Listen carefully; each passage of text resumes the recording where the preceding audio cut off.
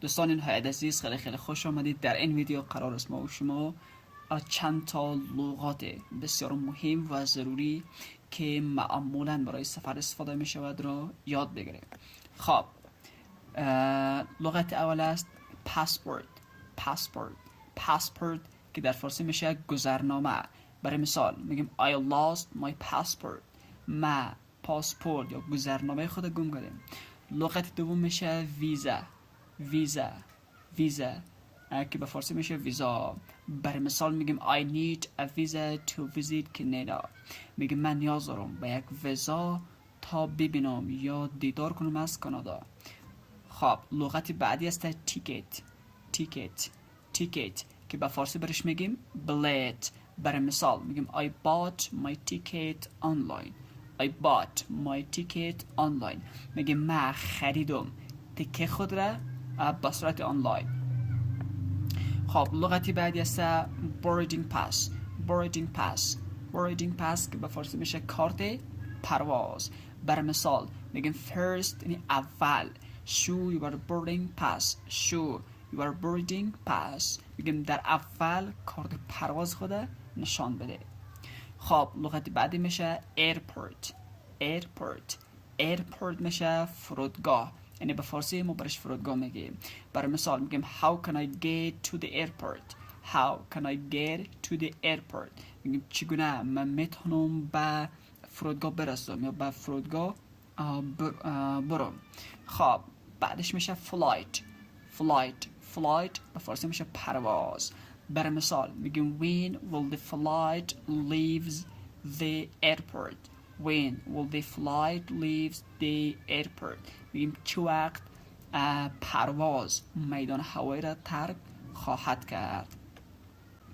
خب بعدش هست بیل که به فارسی میشه صورت حساب. برای مثال میگیم که can I have the bill.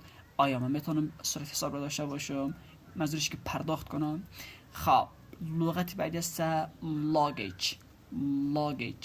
luggage به فارسی برش میگیم چمدان. برای مثال میگیم your luggage is heavier than me. میگیم چمدان از تو نسبت به من سنگین تر است. خب بعدش است baggage که به فارسی میشه بار یا اون چیزی که ما با خود میخوایم حمل کنیم. برای مثال میگیم where can I collect my baggage. خب بعدش هست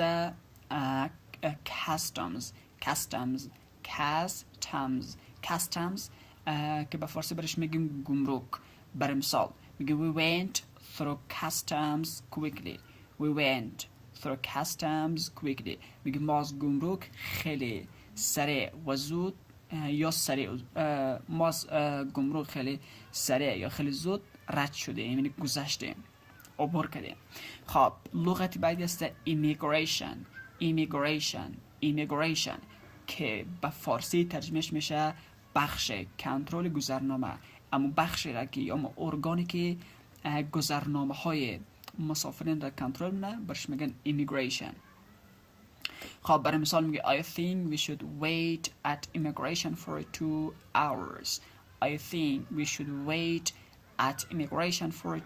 hours. خب لغت بعدی است هتل که به فارسی برش میگیم هتل. برای مثال میگیم which hotel do you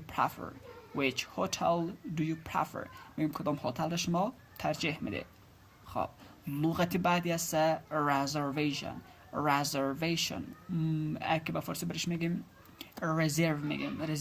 میگیم I have a reservation. میگیم من یک رزرو دارم. خب لغت بعدی است منیو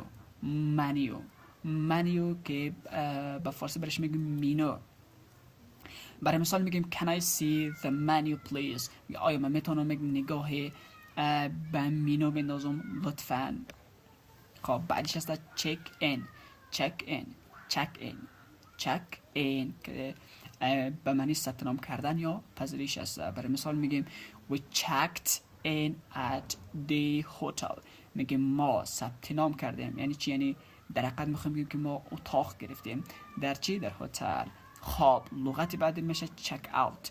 check out check out که میشه به فارسی ترجمه میشه صورت حساب رو پرداختن، یعنی صورت حساب رو پرداخت منی اتاقی که در یک هتل رزرو کرده بودی، ثبت نام کرده بودی را تحویل میده. برای مثال میگم we checked out at 2 o'clock. we checked out at 2 o'clock. خب بعدش هست تاکسی. تاکسی که به فارسی میشه تاکسی. برای مثال میگم taxi is better than bus. taxi is better than bus. میگیم تاکسی نسبت به بس که بهتر است. خب بعدش هست بس.